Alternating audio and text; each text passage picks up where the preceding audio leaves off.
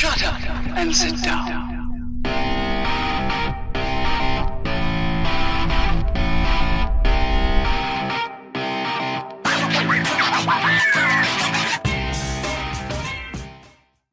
Greetings, fellow travelers. Obelix here, coming at you today from FTB Revelation. How y'all doing today? So, last time we made this arc furnace and all the bits and pieces needed for it. See our crusher over there and our squeezer over there to make those electro whatever rods up at the top up there. What the heck are them things called? Electrodes. There you go, graphite electrodes. Those things way up here at the top up here. So this guy took a ton of resources, took us a while, but we got the sucker up and running, and we can now duplicate ores directly in this guy, among other things. Now I have been working quite a bit off camera on this space here. We've added a few extra layers to the factory. It's looking pretty cool, I think. We come out here and do the big turnaround, and you can see it is quite more ominous than it used to be. Quite a bit larger. Give us a lot more room to work. Now, I do have a question for you guys. I'm trying to decide which of the how I want to do the second floor. Do I want to do it this style, or do I want to do it this style? So here you can see we've got this kind of scaffolding floor with the wood on top, and then we've got the scaffolding across the bottom. It's kind of like supports. Then over here we've just got the wood planks for the bottom. Now this is treated wood. I like the color. And then we've got the scaffolding for the supports there as well. So I can't decide which one I like. This one's more resource intensive. It takes a lot more steel, and I do kind of like the idea of having these steel kind of girders around the sides of the building. You can see over here I didn't put them, and I think it's just kind of plain. You look down at that end right there along where my cursor is, you can see that's all undone, and it's a little bit plain. Now you come over here, I think that just looks better, but that's going to be a whole bunch of steel to do that. If we come up here, excuse my dirt staircase for the time being, but you can see here we've got the one with the scaffolding underneath it, but you get the treated wood top, which I like. And then over here, can't tell you how many times I've fallen off this thing. You got treated wood up here, just like you did over there. Now you don't get that little steel lip around the edge, right around here, but you do have the the struts across the bottom there. Here you get that little steel lip right here, but you get the double layer of scaffolding. I don't know if I like the double layer of scaffolding. I can't make up my mind which one I like better. You guys tell me. What do y'all think looks best? Maybe we take a look at it from the top. The idea is to make 2 layers of floors, each with these material, with this type of floor here. So there'll be a layer, floor here, and then there'll be another floor here, and probably gonna go that way. That's kind of the way I'm leaning towards, the one that I think feels the best to me. But I want you guys' opinion before I start digging into the resources to make this thing, because this will take a absolute metric butt ton of steel. This one's going to take a lot of steel, but nowhere near as much. It's going to take a ton of treated wood, but so is that one too. So no problem there. We got tons of creosote, but definitely a lot of steel either way. But that one's just going to take even more. But let me know what you guys think. Which one looks best to you? That one or that one? The scaffolded one or the not scaffolded one? You let me know in the comments down yonder which one you think, and how you think the factory's coming along. It's definitely I like the presence of it. We should probably check it out from over here.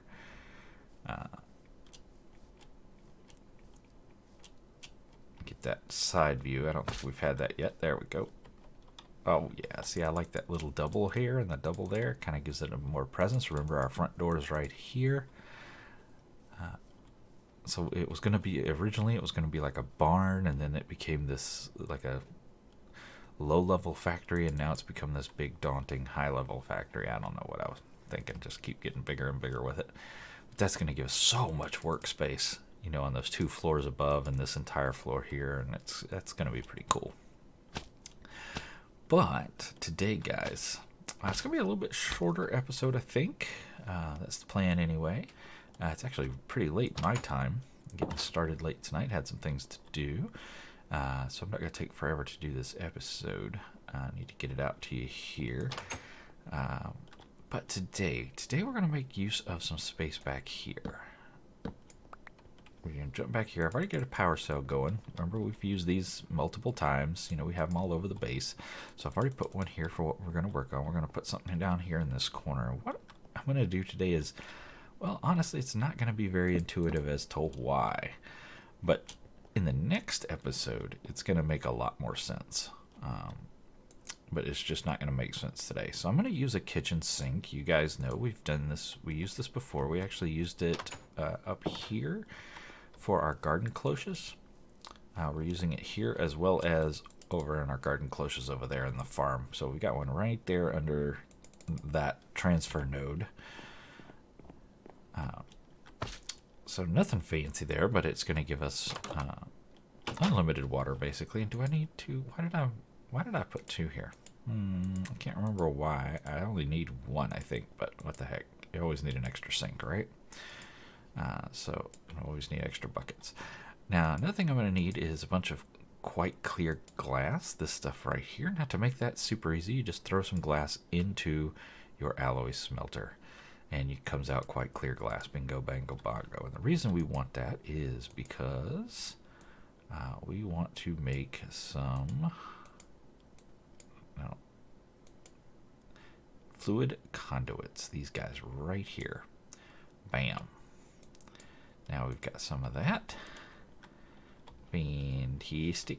We'll just toss this in here. There you go. And we definitely don't need that much fluid conduit. Got our sink, got our conduit. Now let's get some power conduits going. Actually, you know what? We don't need them. We don't need them for what we're going to do today. Yeah. So what I want to work on today, like I said, it's going to be it's not going to make sense. It's going to be like, really, Olix, what are you doing? Why are you doing this? This is stupid. But it will make sense in the next episode. I've got this little bitty mushroom farm right here. Very tiny. I created it originally just kind of as there was already a mushroom here, so I just kind of left it. And then I added the other color. Just kind of sitting there to always have some mushrooms of both the colors. You know, can make mushroom stew if I needed to. It works with Pam's Harvest Craft when we get into that down the road. And I've been just harvesting it like that. And as you can see, you know, obviously it doesn't make that much. There's our red mushrooms, which I added after, you know, that was the second set that I added. And then we've got a little bit of brown mushrooms as well.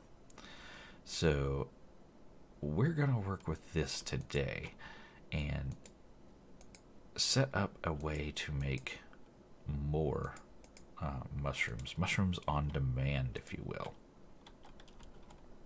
So again, I know it, like I said, it's not going to make sense as to why why we're doing that today, but it will make sense down the road, I assure you. But let's see, do I have any? I have a basic drawer. Do I have another drawer? There's one. Do I have another? Do I have another? I do. I have drawers everywhere. And drawers all over the place. Alright, so we've got that. Now today we're going to use some of our plastic right there. And I want to make a way, like I said, to grow this consistently. Now we could use, actually, let me show you. We could use our garden cloches. They absolutely work. I think we talked about this in the garden cloche video a few videos back. We can use this guy to grow mushrooms, but we need to replace this dirt with mycelium. And you can absolutely make mycelium in this pack. I would need to make a material called phytogrow. And to make phytogrow, I got to make sawdust, which means I have to make another machine, which, is just more blah blah blah. And the cloches in this pack do not grow the mushrooms very quickly without a bunch of fertilizer and stuff. So there's another way to reproduce mushrooms in this pack that is a little bit easier, a little bit cheaper, and requires me to make less machines. Let's see. I want to make this guy from Industrial Foregoing called a Spore Recreator. Pretty simple machine, just some plastic, a frame and an iron gear, and then a couple of mushrooms.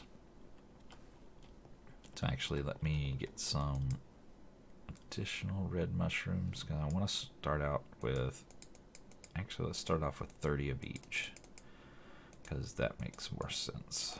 Actually, you know what? Let's start out with one each, so we can actually see what's happening. Yeah. But I'm gonna keep 2 here for the crafting of the machine itself. So let's see if we have all the bits and pieces to make this guy. Should be relatively easy. I need a tin gear. Uh-oh, what am I out of? What am I out of? No. I need that thing. Wait, what? What? Why can't I? Yeah, come on now. Why don't you give me the hard one to make? Give me the easy one. There we go, machine frame. And bippity boppity boo. Spore relocator. Fantastic. So, in reality, actually, I want to make 2 of these guys. So let's grab a couple more of these mushrooms. Boop, boop. Because I said I want to make 2 of these machines, because I want to make one for brown and one for red. I could do them in the same machine. This is just, I like having separate. I like having things split up. Make it easier on me. Keep track of what's going on and to be able to run them independently without thinking about it and all that. Boom, boom. Now, if they become a big old power hog and all that, then yeah, we can go back to just one if we need to. But I kind of like the idea of having 2. We got all the plastics and everything, so that's not an issue. So I want to come in here and I want to go bippity boppity. So there's one full of power. There's another one full of power. Fantastic. That's why we had this guy here. Now maybe I want to. You know what? I think I will. Let's slide it down the wall just a little bit. You can tell I haven't pre-thought this out very much. We're just going to do like that. That gives us a little room here to work, a little room there to work, and a bunch of room there to work. So we're going to put a sink on top just like so. And because these guys need water, so we're going to put fluid conduits there like so. So these guys, you see, have a slot here for water. We are going to extract always, no insert. And we are going to extract always, no insert. And now these guys should have some water going in. There you go. Fantastic. So you got power, you got water. The 2 things that are necessary for this guy to work. Now if I come over here and drop a red mushroom in, you can see he instantly turned into 2 red mushrooms. If I come over here and toss a brown mushroom in, he'll instantly turn into 2 brown mushrooms. If I come to the red one and I take the red mushrooms out, put them back in, it will process each one into 2 more mushrooms. Like it so. Bingo, bango, bongo. Fantastic. So I kind of want to set up a way that becomes an infinite loop. So I want to put a drawer here and a drawer there. And I want to go get some conduit. Let's see. Conduit. Nope. Don't have any made. We're going to need some item conduit. This good stuff right here. And we're not going to need very much. But we are going to need a little bit. Now, can we pipe directly from that machine? It's trying to pipe out, but it can't. So let's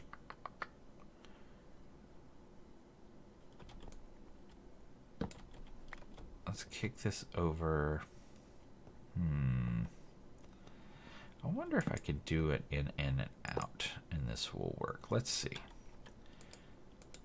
So if we take this conduit and we say insert and extract always, and then we come on this side and we say insert and extract always.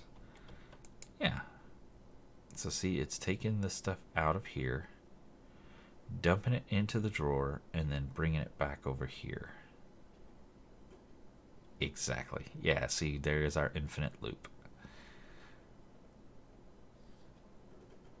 And it's just kind of using this drawer as a spot to loop things through. Now, eventually, this guy's going to get more than a stack, and he's going to have too many to loop back in here, so he's just going to start dumping into here. So let's do the same thing over here. And drop that conduit in there. And we're going to do insert, extract, and always active. And then we're going to come over to this side and do the same thing. Insert and extract. We don't have to worry about colors or any of that stuff. Oh, see the red mushrooms flickering through as it's pulling out. You don't see the brown ones, but it is doing it. You can tell we're up to 34, 36. It's just constantly growing, right? And if we just let these guys sit for a few minutes, we'll see what they come up with. Now let's check our stats. We've already pulled out 300,000 RF. Let's reset that. Oh, it's using, yeah.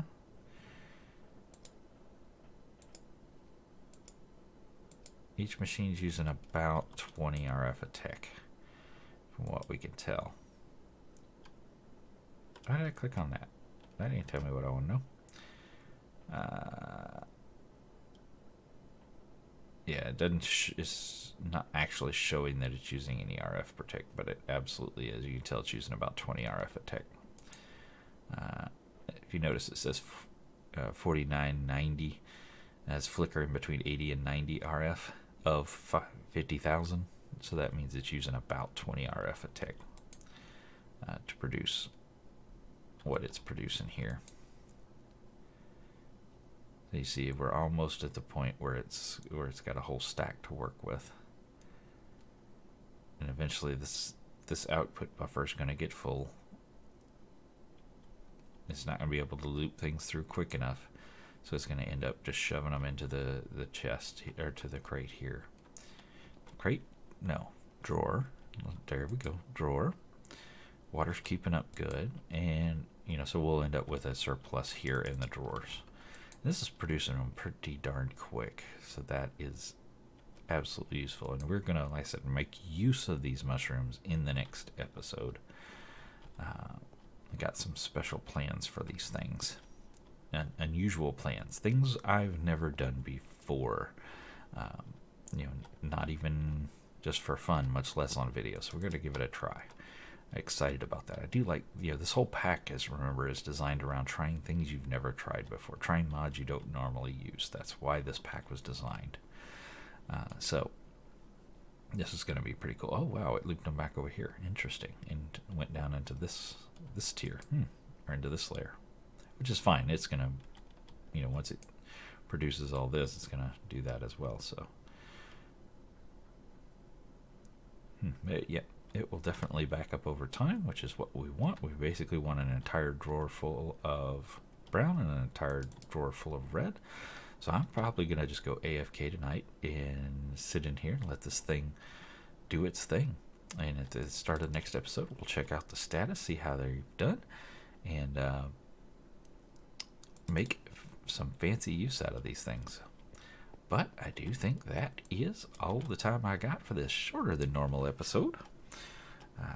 Again, very late on my time, so gotta get to bed, got work tomorrow. But I sure do appreciate you guys coming to hang out with me, as always, and until next time, y'all get out there and make some noise. See ya.